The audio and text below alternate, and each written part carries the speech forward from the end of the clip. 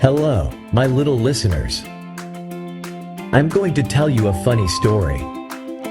I used to live with an old miller. Everything in the mill was wonderful. There was plenty of mice and a lot of food and fun.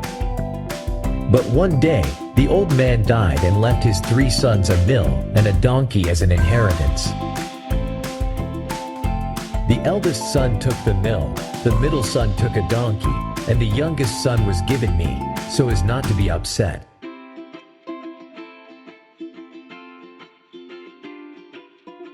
He grieved for a long time that he had received such a small inheritance.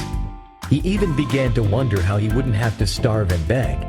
So I told him, "Don't grieve, master. Give me your sack and order a pair of boots so that it does not hurt to walk in the bushes, and you will see that you are not as deprived as you think."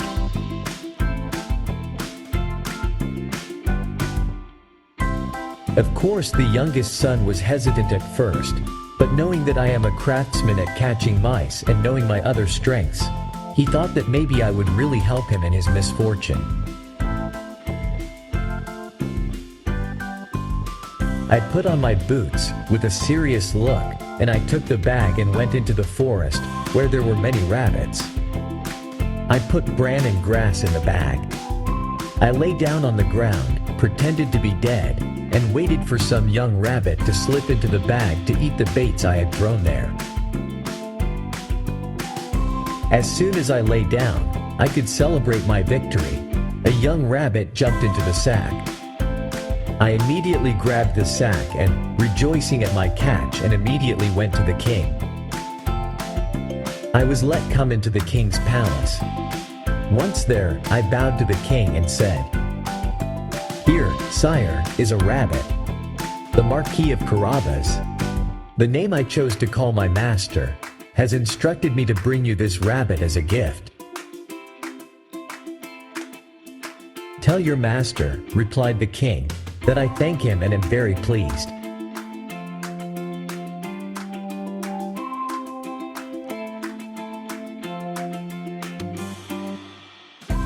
Another time I hid in the wheat, again with my sack, and when 2 partridges went in there, I caught them both.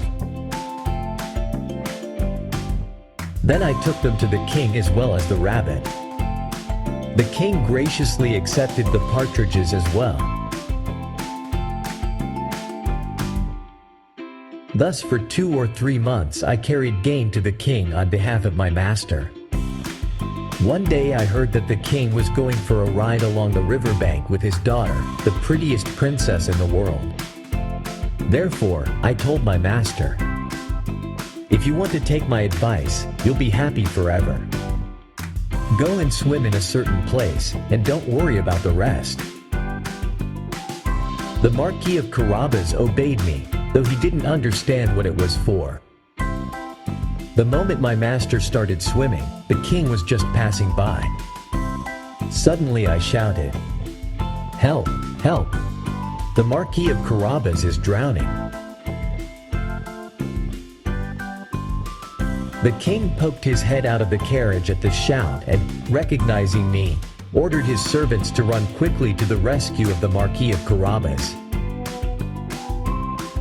While the poor Marquis was being dragged out of the river, I went up to the carriage and told the king that while his master was swimming, the rogues had carried off his dress, though I, shouting, "Thieves!" with all my might, and in fact I myself had hidden the clothes under a large stone.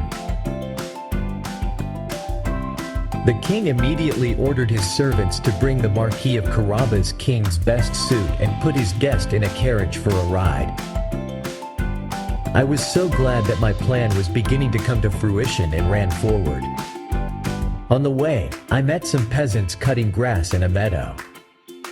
I said to them, "Hey, peasants!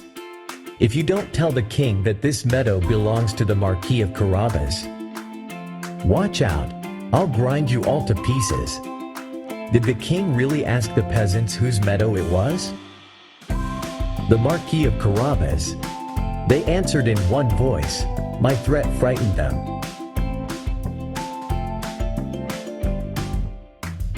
And I kept running ahead. When I met the harvesting men, I said to them, "You, peasants, if you do not tell me that all this wheat belongs to the Marquis of Carabas, I will grind you all to dust." The king, passing by some time later, wanted to know whose wheat was seen. "The Marquis of Carabas," answered the peasants. And the king rejoiced with the Marquis. I ran ahead of the carriage and told everyone I met the same thing.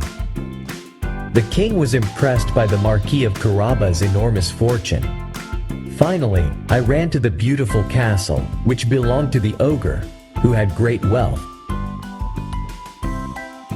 I, who had found out beforehand who the ogre was, asked to introduce myself to him, saying that I dared not pass the castle without presenting myself to him. The ogre received me as politely as only the ogre can, and invited me to sit down. "People say," I told him, "that you can turn into different animals. That you can, for instance, become a lion or an elephant." "It's true," the ogre replied in a bass voice, "I'll show you." When the ogre turned back into a man, I came down from the roof and confessed that he was greatly frightened. "People say," I said again, "that you can turn into the smallest animals and become a rat or a mouse, but I don't believe these words. Frankly speaking, I think it is impossible." "Impossible?" shouted the ogre, "You'll see." And in a moment he turned into a mouse, which scurried across the floor. As soon as I saw it, I jumped on it and ate it. Meanwhile, the king himself and his beautiful daughter arrived at the castle. I heard the clatter of horses' hooves, ran out to meet him and told the king, "Welcome, your majesty, to the castle of the Marquis of Carabas." "How, the Marquis himself?" shouted the king, "and this castle belongs to him? Nothing can be more beautiful than this courtyard and the buildings. Let us see the rooms, if you permit." The Marquis gave the young princess his hand and followed the king, who walked in front. In the great hall, a great festive evening awaited them, prepared by the ogre for his pals, who had intended to visit him this very day, but dared not enter when they learned that the king was in the castle. The king was charmed by the kindness of the Marquis of Carabas, as well as the princess. Seeing the greatest wealth of the Marquis, the king, after resting, suddenly said, "Dear Marquis, would you like to be the husband of my daughter?" The Marquis, of course, agreed and married the princess the same day. And I stayed to live with them in great wealth and no longer caught mice, maybe only occasionally for fun.